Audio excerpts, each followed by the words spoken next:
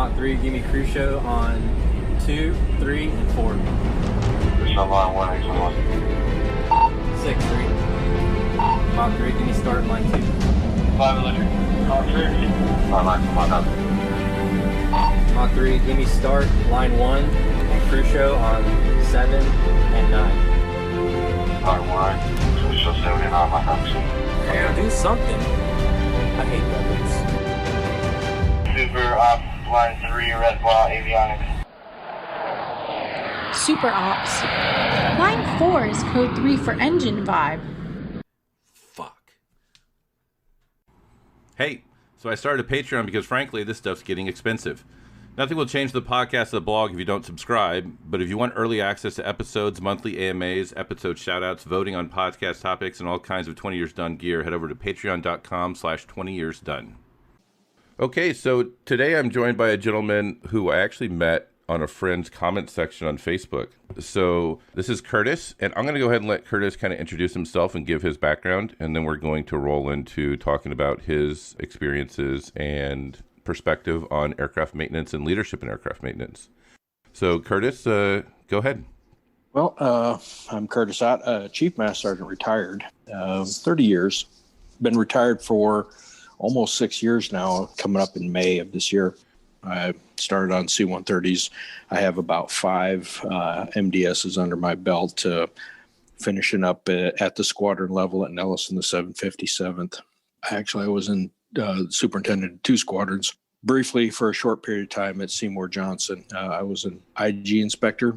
I was the superintendent of the Air Combat Command Logistics Compliance Assessment Team, which I guess you could consider that the Combat Air Force's LCAT. I worked in a airlift control squadron. I worked in wing plans, and I worked in a command and control center at PACAF. So I have a very diverse career that I have had in my 30 years. Yeah, that's pretty obvious. You kind of sent me the distilled down version of the path you took in your career, and it's not exactly standard, right? No, it was not. And I thought for sure that, I joined for 4 years and thinking that 4 years and back home. And then I got married and exercises and, deployments and all that. And I just found that I wanted to stay longer. And so I re-enlisted actually on a deployment line. As my first re-enlistment was actually when we were doing an exercise, so I could deploy during the exercise. Never really thought twice about it. I wanted to deploy on the exercise, and they said I couldn't unless I re-enlisted. Oh, interesting. Yeah, and that was an exercise. That wasn't real world. That was an exercise. So we had to do it right there in the deployment line. So when you joined the Air Force, did you plan on making it a career? I did not. Yeah, neither did I. I really didn't decide until probably at my 10th year. I just looked at 10 years and I went, well, I've been here 10 years. I might as well just take it out to 20. And so that was kind of how it all unfolded. I had some good early mentors, Andy Eckhart, Master Sergeant Brady Flincham, that were very instrumental in my early development in the Air Force. Andy was probably the biggest influence on my early career of anybody. And I had Linda Grable was my very first supervisor, and she was great. I really enjoyed working for her and being her subordinate. We would go on these things called rotations to Mildenhall. We had a huge drug bust in our squadron, and a couple of the guys that were in England at the time had to come back because they were, going to be court-martialed and kicked out or whatever it was they were going to do to them. And somebody had to replace them as flying crew chiefs on C-130s flying around Europe. And so I was fortunate enough to get selected to go over there, and I flew around Europe with Linda Grable. So you kind of listed off a few people that were like instrumental in your early career in developing you as an airman and probably later on your leadership toolkit. What types of things did they do that shaped you? Okay. Andy Eckhart was my very first expediter, and typically back then they were techs and masters to a certain degree, but he was a staff sergeant. And my very first night on the flight line, I was working mid-shift, and I got on the air on the truck, and we all had our toolboxes on the floor because on heavies you don't push around a toolbox. You carry it. It's a smaller toolbox than than in the fighter community. And we got in, and he was driving around. He pulled up to an airplane. He says, told the crew, one of the crew chiefs in the back, said, "Hey, I need you to get out here to do a pre-flight." And then the guy says, "That's ain't my airplane." So he pulled up to the next one and says, "Hey, need to jump out here and do a BPO on this one." And he says, "Look, man, that ain't my airplane." He pulled up to the third. He was giving him 3 opportunities to get out of the truck. And he says, "I need you to put gas on this one." And the guy was very expletive on how he said, "This ain't my airplane." And Andy just put the truck in drive, drove up to the red ropes, grabbed the kid, threw him out of the back of the truck and his toolbox with him, called the cops for breaking red. Okay. Called the cops for the kid breaking red. They came. I never saw this guy again. And you got to remember, this was at a time in the Air Force, right at the very tail end of the. You were sitting next to a non-convicted felon, if you will, because It was either the military or jail, and so we had some pretty interesting characters. What's interesting about that is you would think that if the quality of the people back then was, people that volunteered and then also people that were facing serious jail time and they were given the option to go in the military, it seems strange to me that at the early part of my career, like I joined in 1998, which probably would have been some of the senior NCOs left over from that sort of theory. Right. Yep. They were all really good. And towards the tail end of my career, when the Air Force was being quote unquote more selective with who was allowed in, they were all like, not all, there was a large portion. I mean, you've heard a lot of my podcasts, my theories on like careerism and people that are just like weaselly and stuff like that and risk averse and all those other things. It seems strange that it seems like we had better character airmen and NCOs and senior NCOs when we were getting people that were facing serious jail time compared to now when it's like the higher quality people and they seem all weaselly. Andy that night, he formed my respect for a non-commissioned officer, because when we finally pulled up to the airplane, he says, "I need somebody to jump out here to do the refuel." Well, I was on my feet and I was an airman basic. Right. And he turned and looked at me and he says, "What the fuck are you doing?" I said, "Well, I'm not getting my ass thrown out of this truck." And he says, "Boy, sit your ass back down. I will tell you when you get out of my truck." But he made sure that I was in the right places at the right time to gain experience. And he knew what experience I needed in order for me to thrive in that environment. And Brady Flincham was a master sergeant at the time, and he came to us. We had reorganized a little bit, and he was a master sergeant. He was I guess what you would call a squadron superintendent, a pro super, if you will. And they pushed him down. They pushed a whole bunch of masters down, and they were all driving trucks as expediters. And back then, we worked for job control. We didn't have pro supers on the line. We had job control. But he'd been around a long time. He'd been around, 20 years at that point. And he was a Vietnam veteran, and he was a very even-keeled man and never got flustered over much of anything. And he would talk to me about things of his past. And one day he looked at me and he said, and I was an airman first class, essentially. And he looked at me and he says, always called me Airman Ott. And he says, "You know what? You can go as far as you want to go in the Air Force." And I really didn't understand what he was talking about at that time. And, I just went on my daily routine of working on airplanes. And, as I grew in rank, I met different people like Matt Emerson. And later on, he became a very, very, very important person in my career as I worked towards being a chief. One night we were doing an exercise, and I was sick. And Andy saw me stand in roll call, and he looked at me and says, "You okay?" I said, "Man, I don't feel good." He says, "Well, you're riding with me." And he drove the gopher truck. Well, about an hour into the riding around with him on a 12-hour shift, I fell asleep. And so he spent the night driving around avoiding everybody while I slept, because he knew that I was sick. And so he spent literally all night driving around avoiding all of the supervision so they wouldn't see me sleeping in the truck. And that small act helped me later as a chief in my empathy towards certain situations in my career.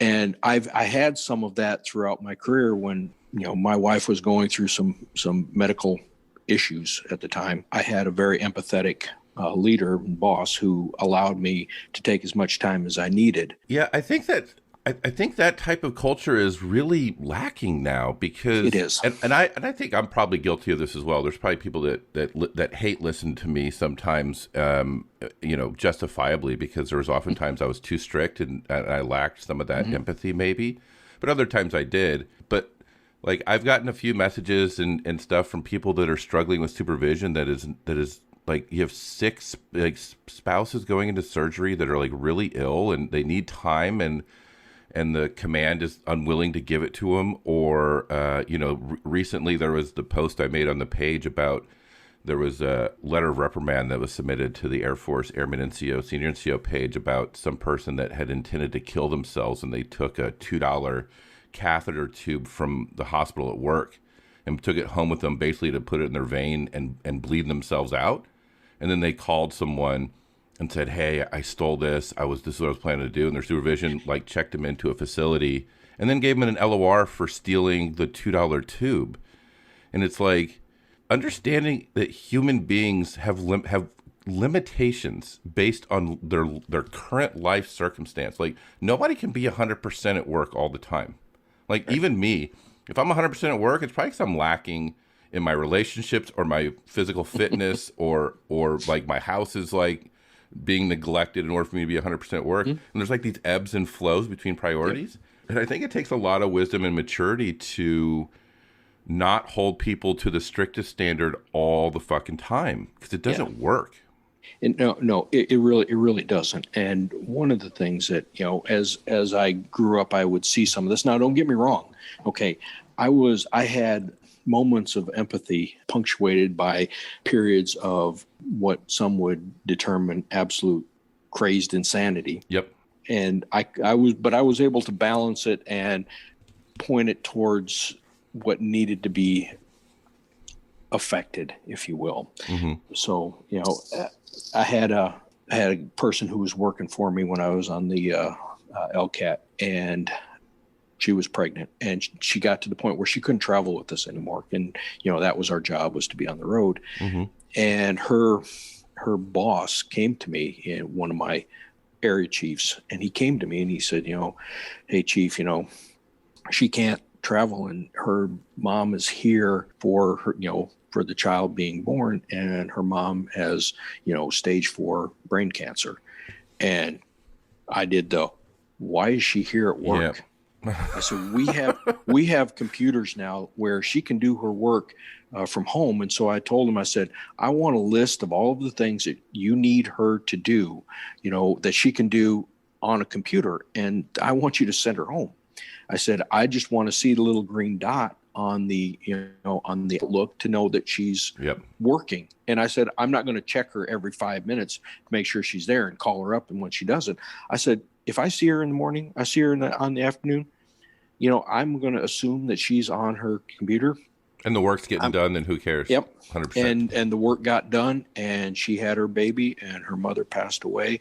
And I felt good in the fact that I was able to help her spend as much time as she could with her mother before her mother passed away. And, I like to tell that story to some of the folks who forget that you have to have empathy in certain circumstances. Now, there is a time for empathy, and then there's a time for, raking somebody over the coals for, being a dumbass, right? Agreed. But you have to find and strike that balance. And, I may get a lot of feedback going, I never got empathy from you for 1 second. Oh yeah. Trust me. I mean, again, that's also part of this process. I'm not a perfect person. There's many times that I did something that I regret, that I wish I would have been more empathetic. Yeah. Part of this is passing along lessons learned to other people who are still serving, so that way they can learn from what I and you did right and what we did wrong. But for that story, it really strikes me. I cannot get into the headspace of that person, her boss, that brought that information to you and had not already determined that she needs to not be at work. I think it just occurred to him. Tony was just a really, really good guy. And he and I would have discussions about certain things, dealing with leadership and mentorship and that type of thing. And he was just a very natural born mentor and leader. Mm-hmm. And when he brought it to me, it was just I felt bad because I wasn't looking at that, and I told him, I said, man, what a great idea. That is probably the best idea I've heard in a long time. So let's do that. And so he made a list for her of things, and he would let her know, back and forth when they were out on the road, what things he needed to have researched. And, she would take it on. And it fit good. And her and I had a conversation, and she was going to do the 20 years and done. Mm-hmm. And I looked at her and I said, well, unless you're going to make, chief in 20 years. And she says, oh, I'm not going to make chief. I said, oh, yeah, you are. Yes, you absolutely are. And, of course, she refused to believe me and just retired, a year ago, last year, as a chief at 24.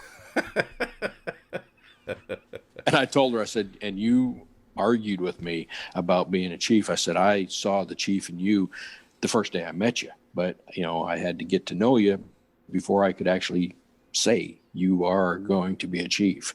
And I haven't been too wrong on many of those cases. So it's interesting. It's like, I get what you're saying, but very often the capacity to be a good chief is divorced from the process to make chief, right? I mean, yes. Ideally, you're going to find that person that has the character, the experience, and the stamina, and you're going to put them on the path to chief, if that makes sense. Make sure they're hitting all those milestones and they get there. But very often, you can be on the path to chief when you don't have the strong character and all the stuff I talked about. And as a chief that was, essentially part of selecting new chiefs, there were some people I would say, no way. There's no way we need to, that guy needs to be a chief. And I would literally block that as long as I could. And unfortunately, I couldn't always be there, PCS or whatever. And I turn around and look back and go, man, they made him a chief, even though I didn't. And then they go, oh man, we really regretted making that guy a chief. Well, okay. You mentioned the process in your careerism podcast. And like I said, I listened to that one a couple of times. And in order for me to be chief, that was the path I had to take. At the time, there was no other way that I was going to be a chief. But, when I was at Little Rock, there was a guy in the AR section. His name was Matt Emerson. And we knew each other on again, off again. We deployed to different locations, and I just knew him and he knew me, but we weren't really friends or anything like that. When I was in Hawaii at the Air Operations Center, our operations squadron in the command center at PACAF, I went to a Order of the Sword for General Lorber, who was the commander, the PACAF commander. And sure enough, guess who showed up? It was Senior Master Sergeant Matt Emerson now. And we stand there and chat for a little bit and, said goodbye. And I thought that was the last I'd see of him. When I finally was liberated from living in Hawaii, and I went to Whiteman. And when I got my orders, I contacted Whiteman. And the next thing you know, I get an email from a Chief Master Sergeant, Matthew Emerson. And he goes, is this the Kurtis Ott that was at Little Rock? And I said, is this the, Matt Emerson that was at Little Rock? And sure enough, he was. And he became my chief. He sat me down and he did the interview that most you usually get. And what it was is he asked me two questions. One of them was, what is your short-term goals? And, I talked about those. And I said, well, I'd like to make senior. And he goes, well, what are your long-term goals? And until that moment, I really didn't know what my long-term goal was. And what year were you at this point? 2000. I had been in for 15 years at this point. And he looks at me and he goes, "So what is your long-term goal?" And I said, "Well, you're sitting in my seat." And he goes, that's a bold statement. Yeah. He said, and he's looking at a master sergeant that's had master on for at that point, 2 years. Mm-hmm. And he says, "Is that what you really want?" I said, "Yeah, you know what? I really think so." And without saying anything, all of a sudden, my world changed. I was doing things that I didn't think that I would be doing. He was slowly pushing me along, and I would say pushing and pulling me along and vectoring me in the right directions, knowing exactly what it was that I was going to need in order for me to make. So what types of things? What were these new things? It was the standard typical things that you talked about, volunteering and the positions. But he wasn't really anxious for me to do the positions per se. When I went to him after a year being in the section chief, I went to him. I said, "Look, a year of this, and I'm maxed out. I had 80 crew chiefs or something like that." Mm-hmm. And he said, "Well, just give it time. And what I didn't know is he had already decided to move me into the production office. And he was about to leave the squadron or leave and go be the group chief. And he had already made the move to essentially to move me into the production office, after he had left. And so when he left, I moved into the production office. He wanted to make sure that I was ready. Mm-hmm. I had learned all I could learn in that position. And we chatted later about that. And he says, "Look," he said, "when you start grooming these folks and mentoring these folks, you got to make sure that they're ready for that next job. Just because you don't want to push them forward mm-hmm. without them having the knowledge and skill to move on to that next job." And so he put me in that next job and then left. But he still watched me from afar. And when he retired, I was his primary retirement guy, if you will. Mm-hmm. Yep. I emceed his ceremony, and then I emceed his retirement dinner that night. So that gave me an insight, and what it did was put me in front of people who made decisions and made bottom line decisions on EPRs. So there was two things. Let's talk about the positions first. Very often in my career, I saw a lot of people that were being groomed for chief would get dumped in the section for 6 months, just long enough to get an EPR written, and then they were moved to production, where they camped out long term typically, and then moved to lead and stuff. Yep. And I disagree with that process. Mm-hmm. I think there is a lot to be learned as a section chief, kind of what you talked about. You did it for a year. I mean, if you compare my performance as a section chief from my first year to like my third year, I think I did it for 3 years. I don't know. I had a weird path too. It was like a cardiac heart attack if you saw my positions, because I'm with you. It was pro super, avionics section chief, support, and then lead super. Like, that doesn't even fucking make any sense at all whatsoever. And then EOR super, and then product improvement manager. It was not good. So don't take my advice on getting chief. Let me put it that way. But very often you would see these guys are only in the seat for like 6 months, and there's a lot to be learned in this section about how to lead people, how to deal with all the stuff outside the section, and how it can influence your ability to perform. Mm-hmm. And it goes back to what you said, where he wanted to make sure you were prepared. And there was quite a few people that were making chief, especially at Holloman, where it was very akin to what you said, where it's like, how the fuck is this guy a chief? Yep. And actually, one of the people that was there, who was a senior and was awful, Chief Tibbetts, who's joined me on multiple podcasts as well. He's like, how I can't believe that guy made chief, because I specifically knew he wasn't ready, and I wasn't putting him in the positions. Yep. I didn't trust him. And it's very much like they just need one person that doesn't have that high standards for character and, where they are, just to get them on that track. And it feels like once you're on the track for chief, when you start hitting those duty positions and all these extracurriculars, it's really hard to be taken off, because then you can make the argument of, well, you're removing me from lead super. That's going to hurt my career. And everybody's like really reluctant to kind of do that. So I think it's really important for anybody listening, when you're a gatekeeper for somebody to get on that track, you need to be very, very, selective of who you allow on that track, because getting off the track is a lot harder than keeping someone off the track, is how I see it. That is so true. That is so true. And so outside the positions, when you were talking about how much of that volunteerism and that stuff that's outside work that you need to do to make chief, how much do you think that made you a better chief? Okay, well, so some of it I do believe did. I was a guest speaker, if you will, 2 times a year during my time at Whiteman, the public affairs office, and one of the public affairs NCOs is a good friend of mine now.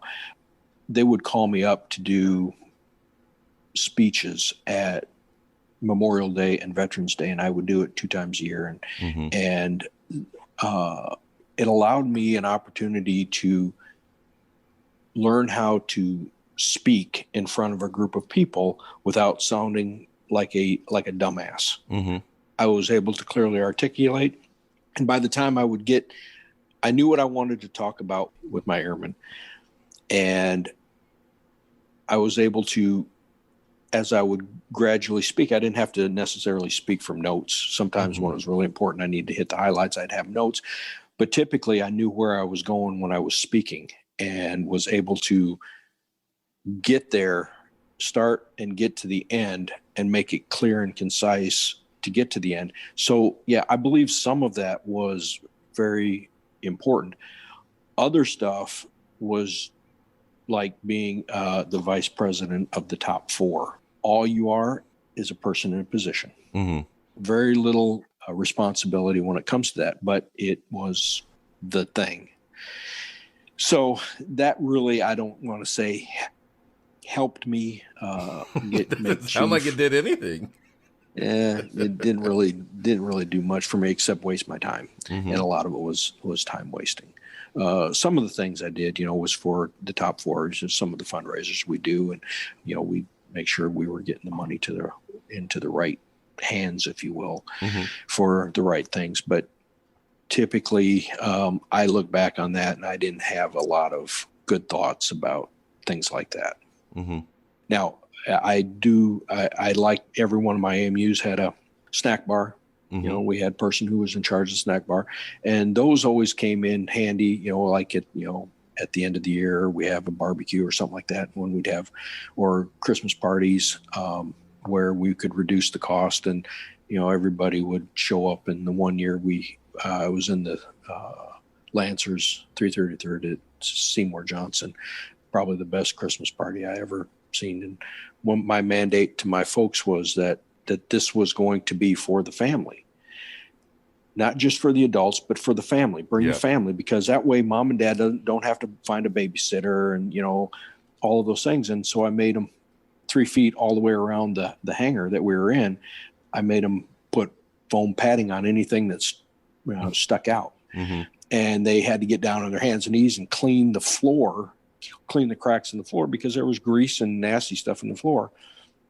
And by the time they got done, you could literally eat off the floor. But I didn't want the kids rolling around on a floor that had, heavy metal toxins on it. So I wanted to make sure it was clean. And I'll tell you what, the folks I probably had a better time than anybody else, because I just sat in the middle and watched all the kids run around. At first, mom was trying to catch the kids. I said, let them run. Just let them go. Let them have fun. They're forming their own Lord of the Flies sort of hierarchy if you give them like an hour or two.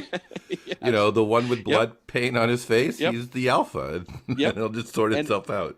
And it was great. And our group commander came in, and he was a little taken aback by the running around screaming kids. And I just shared with him. I said, it's Christmas is for families, and what better way to have a big family like this with the small family, And so, I had a great time. I'm pretty sure my folks had a great time too, because they would talk about it, about how much fun they had. So did you have like a lack of interest in people coming to that, where you had unsold tickets and flight chiefs had to lean on people to show up? Yep. And that was one of the ways that I was able to get more folks interested in coming. That way they could bring the family, instead of being worried about finding somebody to babysit for them. do whatever you wanted. And the kids they would run in circles and music would play and they'd just run in circles like they were dancing. And by the time they left, there wasn't a child over the age of 5 that wasn't being carried out by mom and dad. Tired out. And they took them home, put them right to bed. And they said, that was great. They didn't have to come home to, juiced up kids, and they just stuck them right into bed. So towards the end of your career, you were in Kunsan, correct? I was actually, I was in Kunsan when I sewed on Chief. Okay, right. And I had just left the ACCIG as a flight line inspector and learned a lot about the F-16 while I was on the IG. And when I got to Korea, I learned that the F-16 and the C-130 essentially generate together. And having been at Whiteman before I went to the IG, I learned about weapons loading and all of the pieces that go into the generation, to include a thing called serene bite. I'm sure you've heard of that. Serene bite. Yep.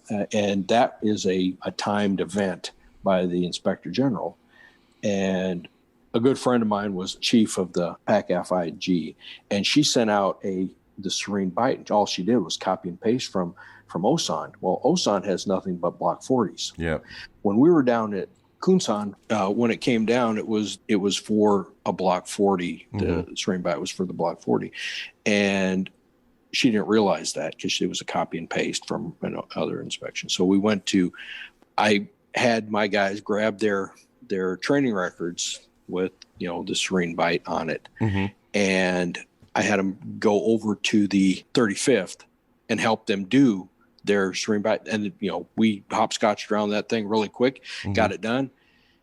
And she came out and she was going to watch it, and she came up to me. She says, "You're done. How can you be done?" And I walked her through it, and I showed her the message, and she rolled her eyes and said, "Crap."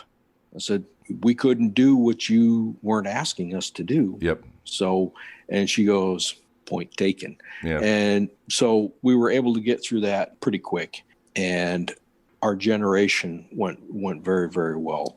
One of my best assignments that I ever had, to be honest with you. It was important for me in my career as I followed on, that as I learned about the difference between heavies and fighters, is I learned that I should have always been in the fighter community my entire career. Why do you say that? It appealed to my nature. Okay. It was fast paced. It was run and gun all the time. And I never realized how much I enjoyed that part of my career, is how fast it moved. Everything moved fast, and you had to stay ahead of every single thing that was going on. Really, it's fucking nerve-wracking for me, but continue. And honestly, it was for me too. We were down to 33% one time MC rate, and we continued to fly, even though we probably shouldn't have. But it was important for me to ensure that my maintainers didn't get down on themselves for not being able to, make the mission happen. But I didn't force them; they just took care of business. And in a lot of cases, I would hand them the problem, knowing what the solution was. But I could have told them what to do. Yep. But if I would have told them what to do, then it was my idea, and they wouldn't necessarily get it done to their satisfaction or to anybody's satisfaction, really. So I let them. What I would do is during the ORI, we found out that aircraft were in the explosive range, if you will, because of the way that they were pointed, and certain doors on HASs couldn't close, and it just became a big sticky mess in the middle of our ORI. And I knew what needed to be done, and I told the group commander when he called us up there for it. I told him what we were going to do, and on the way back, I said, if I tell them what to do, they're not going to do it. So what I did is I laid out the problem to my production team and all the expediters, and said, you got 2 minutes to bitch about this, and then I want you guys to figure it out. And I knew exactly what needed to happen, so I stepped back away from it, and the entire team got together, and exactly what I told the group commander was needed to happen is exactly what this team came up with. And so I didn't have to go back and change my story to anybody. I knew what my guys were going to do, and that's what I told the group commander. So when I stepped back away from it, I knew what they were going to do, the decisions that they were going to come up with. Well, I was hopeful anyway. Mm-hmm. And sure enough, that's exactly what they came up with, and they solved the problem. And of course, because it was their solution, they were able to execute their solution, and they weren't doing, well, the chief told us to do this, and begrudgingly go out there and drag their feet and do it. Yeah, and that's going to be a whole conversation we're going to have about micromanagement, probably next podcast that we do together as well, because that's something that has always bothered me. And if you tell them everything, then you've pretty much turned them into levers instead of levels, we'll say. Like, there should be a hierarchy of leadership and decisions. But I don't want to go too much down that rabbit hole just because I want to save all that for the next one. What was it like just, getting dunked? I mean, you kind of talked about it briefly, but going from heavies, even with the C-130 that has a similar sort of generation, with your experience with B-2s, with weapons loading and stuff like that, and you had the benefit of the IG inspection where you're going around to all these fighter bases and seeing their processes, which is actually probably really helpful for you because you probably saw what worked and what didn't work at really in probably a year or 2 year span. You probably hit every single F-16 base, ACC F-16 base. So you could see what was good and what wasn't good. So you probably had a pretty good toolkit when you showed up in Korea compared to other heavies chiefs, right? Right. I think as I later returned to Korea several times to do their LCATs, and it was before they made the switch back to only fighters going to fighter bases. It was you're a chief, you're a chief, you're a chief. Mm-hmm. You can do everything, and that was detrimental to a lot of chiefs. It was detrimental to the units. It was detrimental. When was that? That feels like that was probably the same time we were being done with lower ranks too. Let's see. We split back out somewhere around, I want to say 2012. Yeah. Okay. We went to the 2A5 and 2A3. And I remember that because I was on the LCAT at the time, and I had to convince Headquarters Air Force that I was a 2A3, not a 2A5. The majority of my time being a chief, actually all of my time being a chief, was a 2A3. Nothing was a 2A5. Nothing was heavy. And so I said, I can't even speak, air mobility anymore. And so finally I got everybody on the same page, and they changed my AFSC to a 2A3. So I would stay in fighters, and that was a weight off my shoulders, because I was afraid that I was going to be the fighter guy going back to a heavy base and screwing it all up. Yep. So when I was at Luke, I used to help a lot of people with their retirements. I turned into like the go-to MC guy. And one of the guys that was retiring was our lead super. And for the first time, I thought to ask him as we were walking back from picking up something from the squadron. It was the day of his retirement. We were getting ready for it. I said, what is the one thing you learned in your career that you didn't know or didn't expect to know that you would pass on if you could? And he said, Chris, none of it was worth how fucking angry I got all the time. Like, every time a jet didn't make the schedule, or the 8-hour fixed rate was busted, or the repeat recur rate was busted, or we dropped a line or anything, and I would get super angry and frustrated and slam shit and make everybody like tense up. In hindsight, none of that shit was really worth all of the stuff I caused. So I guess my question to you is, maybe that can be your answer too, but like, now that you have time to like look over your career, what was the thing that you took away that you didn't know in the beginning? What was like the big overarching lesson or something that you could provide? You know what? I'll tell you what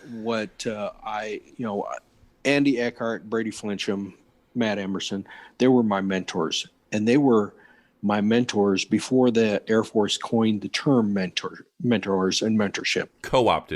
They co-opted the term mentor. Co-opted is probably accurate. Better. Go ahead.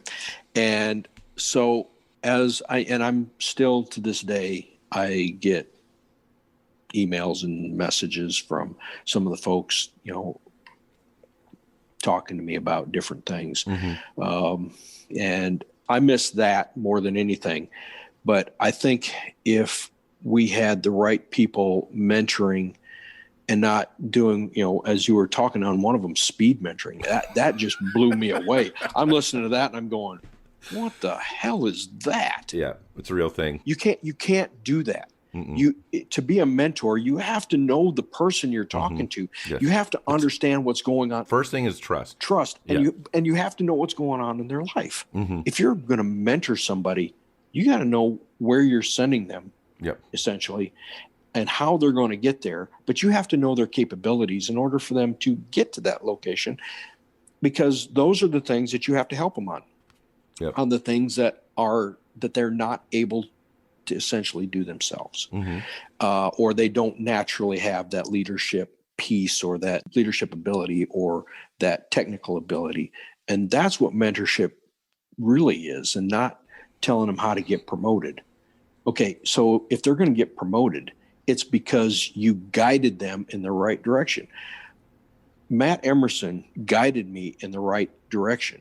And when I sat down to take my test, my WAPS test for senior, I opened the first page, and believe it or not, it was a white page, and I froze on that white page for probably 30 seconds. And all I could see was Matt Emerson's face looking at me saying, we've done our part. Yeah. Now it's on you. Yeah. It's time for you to do your part. And so I was extremely motivated during that test, because I knew that this was my opportunity to make senior. And when I made senior, I blew it out by 40 points. Yeah. So it was because he was definitive in where he needed me to go and what to do. So what's the distilled down lesson here? What's the takeaway? That, mentors are unicorns and they can't be fabricated, right? No, they can. You can get mentors out of just about everybody, as long as they understand what it is they're supposed to do. Everybody can be a mentor. Anybody and everybody can be a mentor. They just have to understand what it takes to be a mentor, and you have to be willing to take the time. But once again, it's just like everything else. If you are able and willing, you can do the job. You can do the job.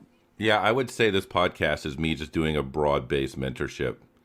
So, that's kind of, I guess, that's the medium I'm choosing, and it's a little more impersonal. But that's kind of, I guess, the way I decided to do it, because really I started all this up after I retired anyway, and that the whole point was to pass along lessons learned. But you were going to say something? You're right, and this podcast is giving them an opportunity to look at some of the things that they may not have known. For instance, the problem, I was listening to your one of your podcasts about 7 levels and staff sergeants, and people got to realize that when this actually started started in 1992. Yeah. It didn't start just, a few years ago. This started in 1992 with the great VSI SSB, evacuation of staff sergeants. The post-Desert Storm liquidation, where it was almost, they didn't discriminate. It was just, if you wanted out, you were going to get out, and they just hacked a whole bunch of people out. And that's when you went from 7 levels or 7 levels on a shift to 1. And everything happens for a reason. And I was not eligible for it by 1 day. Would you have applied? I don't think so. The money was really, at the time, what they were looking to give you was, pretty good, but it was very definitive.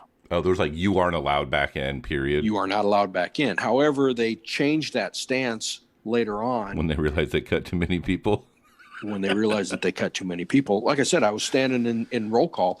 I was standing in roll call one day, and there was 8 7-level crew chiefs on that particular shift, and one, I always think it was the next Monday I showed up, and I'm the only 7-level crew chief. And those stressors actually drove me to leave the flight line for the very first time, because I couldn't see my way out of a situation that, was becoming very toxic. Yeah. Well, we're probably out of time. So if you have any final thoughts, and then we'll pick up the micromanagement discussion, I think, next time. All I can say is that, if you're gonna call yourself a mentor and be a mentor, you have to take the time and you have to make it carry some impact behind it, because that's what got me to being a 30-year chief. And believe it or not, I was being mentored all the way through to the end of my career. Yeah. And it wasn't by people who were older than me or, no longer in. It was in some cases, it was by my own peers. And some of them didn't even know that they were being my mentor. I was just looking at them going, I'm not going to be like that guy. Yeah, that's fair. That happened a lot, especially in my last 3 years. That's fair. Yep. Okay. Well, man, I really appreciate it. And I want to do the micromanagement one next, because I think that one's going to be fun as fuck. Yeah. Because I'll tell you. Yeah. So this was more of like an introduction to you, because I could immediately tell we were probably going to have a couple podcasts. So that was kind of like the distilled version of retired Chief Ott's leadership theory. And then we're going to unpack micromanagement probably in the next few weeks, I would imagine. And I'm looking forward to that one, because I think that's probably one of the leading issues in the Air Force right now. I really do. And I think it leads to a bunch of other stuff. But other than that, thank you very much for joining me. And that's it. Adios.